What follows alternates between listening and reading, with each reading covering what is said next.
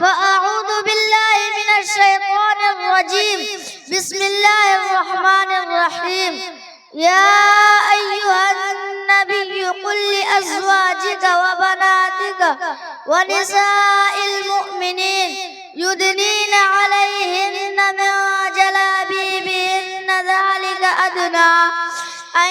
يعرفن فلا يؤذين وكان الله غفورا رحيما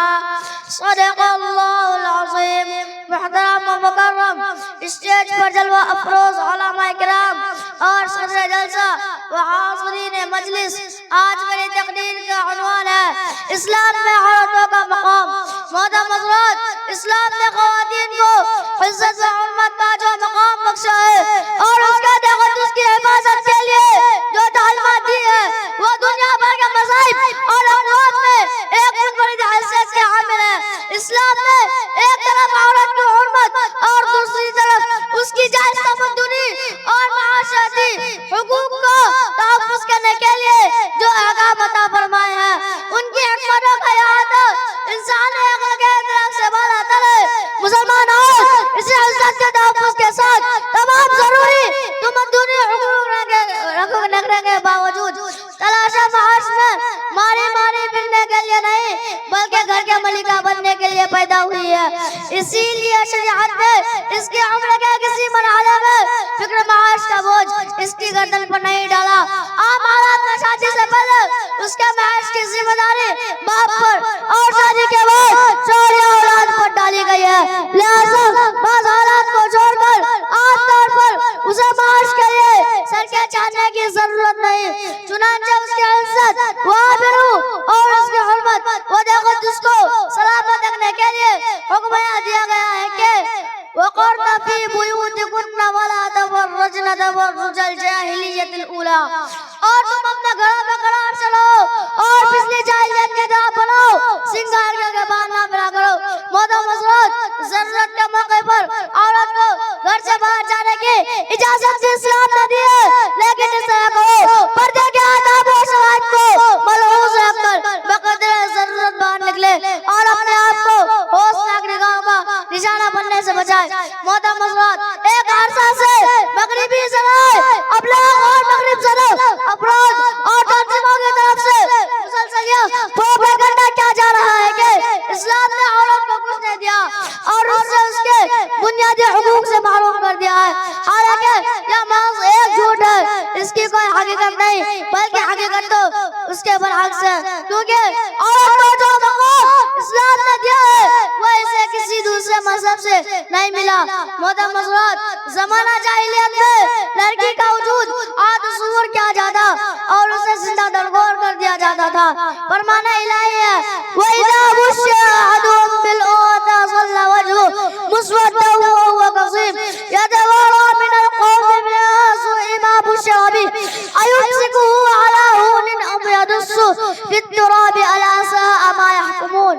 اور جب ان میں سے کسی کو لڑکی کی خوشخبری سنائی جاتی ہے تو اس کا چہرہ سیاہ ہو جاتا ہے اور دل میں گھٹنے لگتا ہے۔ جو بری خبر اسے دی گئی ہے اس کی وجہ سے لوگوں سے منہ چھپائے پھرتا ہے، سوچتا ہے کہ اس کو ذلت اور رسوائی کے باوجود اپنے پاس رکھے یا اسے زندہ درگور کر دے۔ کیا ہی برے فیصلے کرتے ہیں۔ امام بغوی رحمت اللہ علیہ کہتے ہیں عرب میں یہ رواج عام تھا کہ جب کسی کے گھر میں بیٹی پیدا ہوتی اور وہ اسے زندہ باقی رکھنا چاہتا تو اسے اونی جبہ پہنا کر اونٹوں اور بکریوں کو چرانے کے لیے دور دراز بھیج دیتا، اور اگر اسے مارنا چاہتا تو جب وہ 6 سال کی ہو جاتی کسی جنگل میں جا کر ایک گڑھا کھودتا، پھر گھر آ کر اپنی بیوی سے کہتا اسے خوب اچھا لباس پہنا دو تاکہ وہ اسے اس کے ننیال نانا نانی سے ملا جائے۔ پھر جب وہ اس گھڑے تک پہنچتا تو اسے کہتا اس گھڑے کے اندر دیکھو، چنانچہ اسے دیکھنے کے لیے جھکتی تو یا اسے پیچھے سے دھکا دے دیتا اور وہ اس میں گر جاتی تو یہ اس کے اوپر مٹی ڈال دیتا۔ یا تو زمانہ جاہلیت میں کسی عورت کا مقام کے اس کا وجود ہی تصور کیا جاتا اور اسے زندہ درگور کر دیا جاتا۔ جبکہ اسلام نے گھر میں بیٹی کی پیدائش کو باعث برکت قرار دیا اور اسے زندہ درگور کرنا حرام کر دیا۔ رسول اکرم صلی اللہ علیہ وسلم کا ارشاد گرامی ہے، ان اللہ حرم علیکم حقوق الامہات ووعد البنات، اللہ تعالیٰ نے تم پر ماؤں کی نافرمانی کرنا اور بیٹیوں کو زندہ درگور کرنا حرام کر دیا ہے۔ محترم حضرات، بیٹی کی حیثیت سب سے اہم حیثیت ہے، اس لیے کہ یہی بیٹی بہن بنتی ہے اور یہ بیوی بنتی ہے اور یہی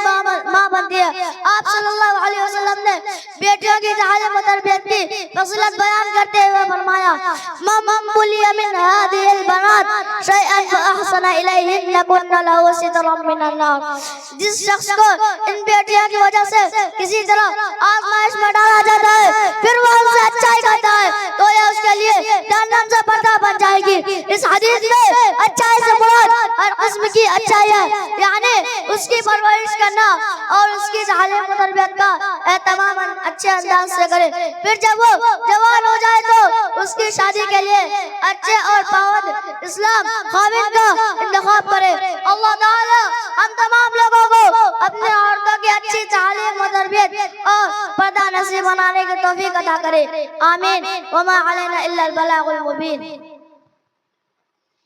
ماشاءاللہ ماشاءاللہ، یہ عزیز انس روٹا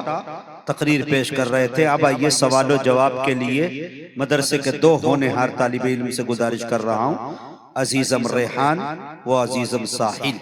تشریف لائیں اور سوال و جواب کا منظر پیش کریں۔